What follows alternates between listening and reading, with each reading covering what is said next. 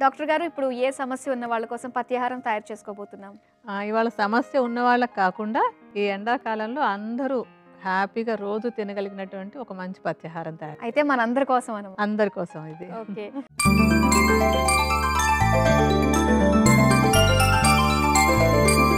మరి విన్నారు కదా, ఈ ఎండాకాలంలో ప్రతి ఒక్కరూ ఖచ్చితంగా తినవలసిన పత్యాహారం ఇప్పుడు మనం తయారు చేసుకోబోతున్నాం. అయితే దీని తయారీకి కావాల్సిన పదార్థాలు ఏంటో చూద్దాం. సొరకాయ ముక్కలు, పెరుగు, పచ్చిమిర్చి, అల్లం, ఆవాలు, జీలకర్ర, కరివేపాకు, కొత్తిమీర, వాము. కావాల్సిన పదార్థాలు ఏంటో చూసారు కదా. ఇప్పుడు ఏ విధంగా తయారు చేసుకోవాలో డాక్టర్ గారిని అడిగి తెలుసుకుందాం. మరి స్టార్ట్ చేద్దామండి.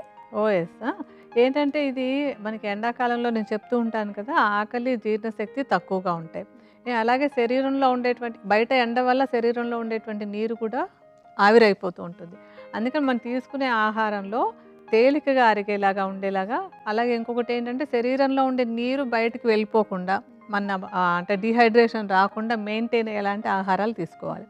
అలా తీసుకునే వాటిలో ఏంటంటే ఈ కాలంలో ముఖ్యంగా పల్చగా మజ్జిగతోటి, పెరుగుతోటి, లేకపోతే కొంచెం పులుసులాగా పలచగా ఉన్నటువంటి ఆహారాలు ఎక్కువ తీసుకోవాలి. అలా తీసుకున్నట్టయితే డీహైడ్రేషన్ అనేది ఎక్కువ రాకుండా ఉంటుంది.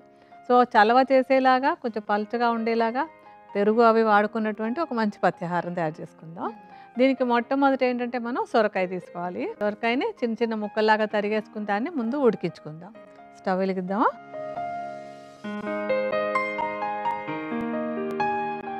కొద్దిగా నీళ్ళు పోసి ఉడికించుదాము.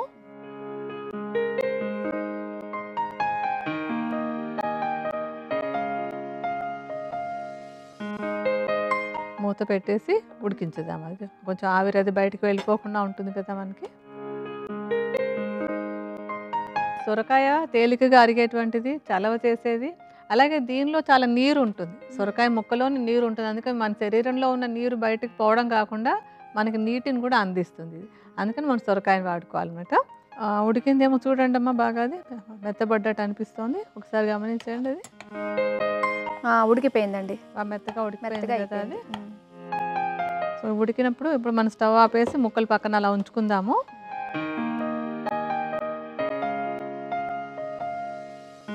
చిన్న కడాయి తీసుకుని మనం అందులో కొద్దిగా నూనె వేద్దాం.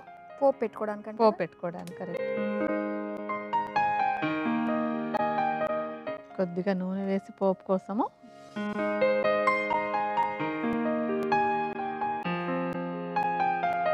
అల్లము, కొంచెం పచ్చిమిరపకాయలు మనకి ఎంత కావాలో ఆ మాదిరిగా వేసుకుంటే.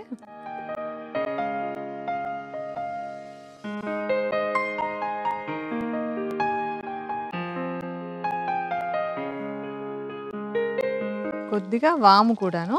వాము ఎందుకంటే మనకి ఈ ఎండాకాలంలో జీర్ణశక్తికి మంచిది, అది అజీర్ణవతి లేకుండా ఉండటానికి కూడా బాగుంటుంది. అందుకని కొద్దిగా వాము వేసుకుంటే రుచికి బాగుంటుంది, అలాగే ఆరోగ్యానికి కూడా అది బాగా మేలు చేస్తుంది.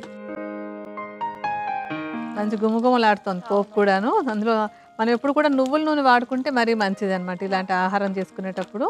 ఇప్పుడు ఈ పోపుని మనం ఇందాక ఉడికించుకున్నటువంటి ముక్కల్లో కలిపేసుకుందాం.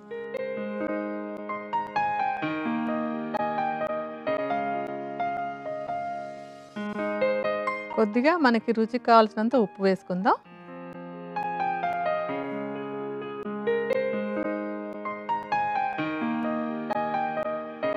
ఇంట్లో ఇప్పుడు పెరుగు కూడా కలపండి. తగినంత పెరుగు వేసుకుందాం. పెరుగు ఏంటంటే పాజిటివ్ బ్యాక్టీరియా, అంటే హెల్ప్ఫుల్ బ్యాక్టీరియాలు అవి ఉంటాయి కనుక ఈ ఎండాకాలంలో కడుపులో అనారోగ్యాలు అవి లేకుండా, అజీర్ణాలు అవి రాకుండా ఉండడానికి కూడా సహాయపడుతుంది. అలాగే ఏంటంటే శరీరానికి చలవ చేయటం, శరీరంలో ఉండేటువంటి నీరు బయటకు పోకుండా ఉండడానికి దానికి కూడా అది ఉపయోగకరంగా ఉంటుంది. చాలా కమ్మటి వాసన వస్తుంది. చాలా రుచి చక్కగా తేలికగా అరుగుతుంది కూడాను.